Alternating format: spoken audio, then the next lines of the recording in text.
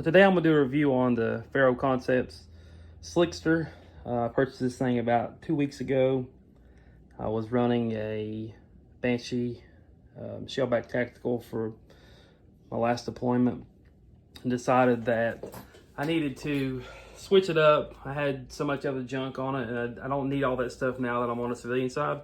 So I've done a lot of research, and I wanted something super minimal, so something small, and something that would work with my Travis Haley's micro here, the Chest Rig 3D micro or something like that. The reason I wanted this one also was because it's more modular than I had.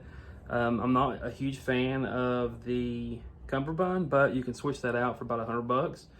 It also runs super lightweight. When I first got it in, I was thinking, man, this thing is a piece of junk. But in reality, it's built really good. It's what it's for. It's built to be minimal. You can take all this stuff off and run this thing completely slick like this with nothing on it. And you can still put your magazines around the sides, 4 on each side. You could wear this under a jacket, maybe a sweatshirt or something if you had to. I don't see any reason why you couldn't. I've drove with it. It drives good. Like I said, the reason I bought it was to be able to use it primarily to keep in the vehicle, active shooter, response, things of that nature. It's super small. This here, I believe, is the medium one. You can get a medium or a large, extra large, medium, small, I think is how it fits. I'm not for sure, I can't remember. But it was exactly what I wanted, and I'm very pleased with it as far as that goes. Like I said, I'll throw some videos in with under a shirt here in a minute and over a shirt. But I'm probably gonna switch out the cummerbund though, just to make it work a little better for me.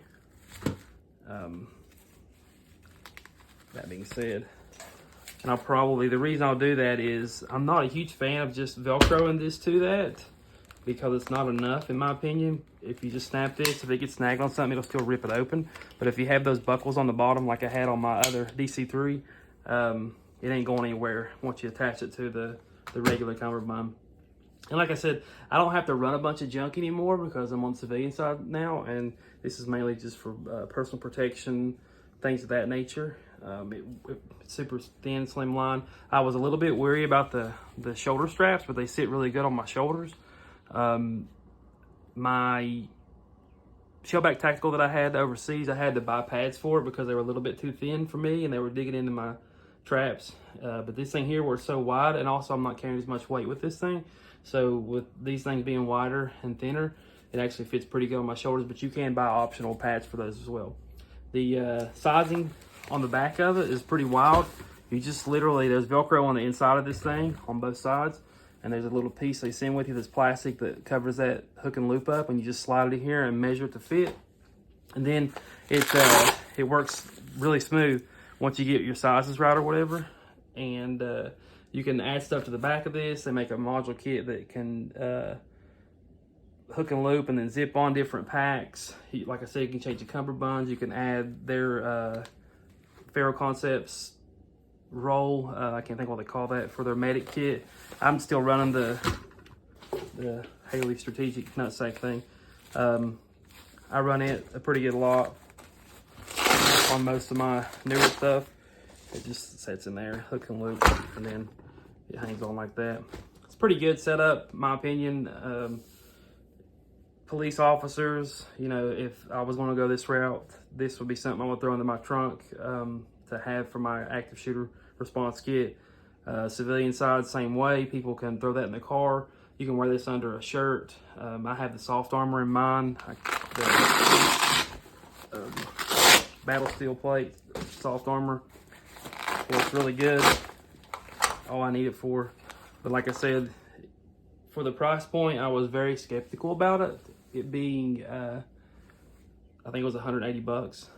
It's really cheap in my opinion for something with this quality. You know, if you're looking at any other plate carriers, a good plate carrier, they're going to start out about $300. So for the money, you're really not going to beat this thing. And if I haven't seen any issue with it so far, I'll be able to find out in the long term, because I'm not using anything but this, and hopefully that it'll continue working like it does, and we'll see how it goes. Thanks for stopping in. You can see it's super thin with magazines on the side. You can stack it up, put as many as you want on the sides.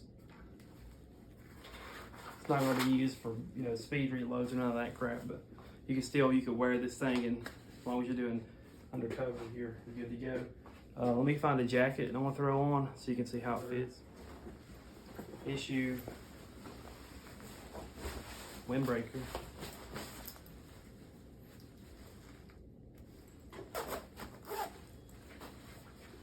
I'm right at 190 pounds, so give or take a few. You can tell you can wear this under a jacket and have protection.